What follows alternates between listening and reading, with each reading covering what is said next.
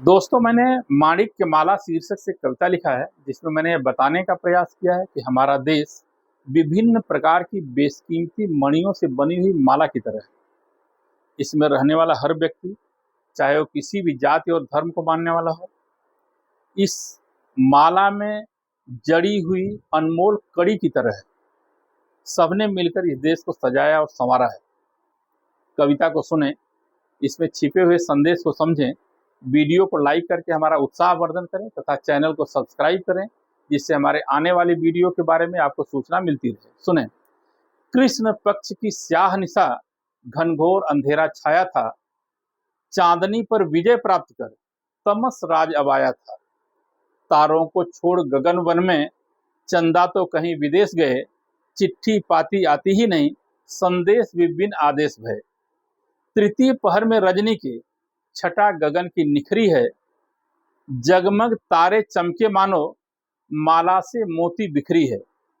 चंदा की अनुपस्थित में प्रकृति ने व्योम सजाया है। काली चादर पर मानो मणि माणिक्य बिछाया है। तरह तरह के रत्नों से एक अद्भुत आभा आती है। एक बार डूबे उसमें तो शुद्ध बुद्ध सब खो जाती है। छत के ऊपर बैठा मैं, नैसर्गिक छटा में खोया था। सोच रहा इन रत्नों को प्रकृति ने कैसे पिरोया था। गगन सैर करते करते नजर अचानक थम गई। अद्भुत घटना देख व्योम में सांसें मेरी थम गई। एक चमकीला तारा नभ से धरा और चलता आता।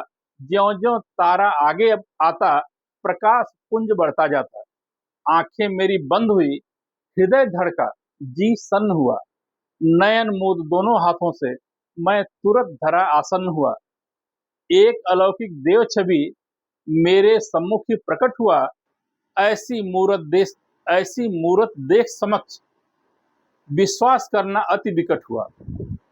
हीरा मोती मणि माणिक्य से पूरा बदन था भरा हुआ। जगमग जगमग देख चमक, मेरा मन बगिया हरा हुआ।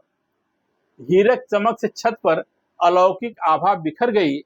तारों के मध्यम आभा में प्रभावी प्रभा भी निखर गई। तरह तरह के हीरे मोती की माला गले सुहाती थी। नीले हरे गुलाबी मणि से चमक अलग ही आती थी। बाहों के बाजू बंद से भी वैसी ही छटा उभरती थी। अंतरिक्ष के इस मूर्ति की सुंदरता और निखरती थी। नजर उठा देखा मैंने तो पीछे और हजारों साए थे। दिव्य मूर्ति के पीछे पीछे वे भी देवलोक से आए थे। किसी गले में क्रास झूलता, किसी के सर पर टोपी है, किसी सर पर रंगीन पगड़ी, किसी सर पर रंगीन पगड़ी, किसी हाथ में लकुटी है, किसी हाथ में पीला झंडा, किसी हाथ में हरा निशान, किसी हाथ में तलवार कौंधती। धोती डाला कोई किसान, लुंगी बांधे एक खड़ा है। दूजे का लंबा फेरन ऊनी है। भस्म लपेटे कोई खड़ा है, किसी ने खूब रमाई धुनी है। किसी गले ताबीज झूलती, किसी के सर निशान साहब। कोई माथे तिलक लगाया, किसी के सर से चोटी गायब। केसर की भीनी खुशबू से वायु सुगंधित होती है। जड़ी बूटी की मधुर सुगंध मन को ही हर लेती है। सन्न हुआ निज देख सामने, कुछ भी मुझे नहीं सूझा। साष्टांग दंडवत कर मैंने दिव्य मूर्ति से परिचय पूछा। दिव्य मूर्ति ने हंसकर बोला, मैं अखंड भारत देश हूं। नजर उठाकर पीछे देखो, मैं तरह तरह का वेश हूं। पीछे मेरे जो लोग खड़े, सब मेरे ही प्रतिरूप हैं।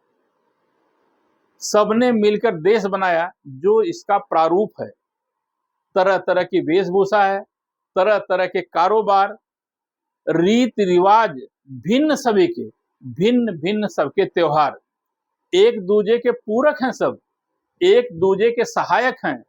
देश समृद्ध बनाने वाले यही तो असली नायक हैं।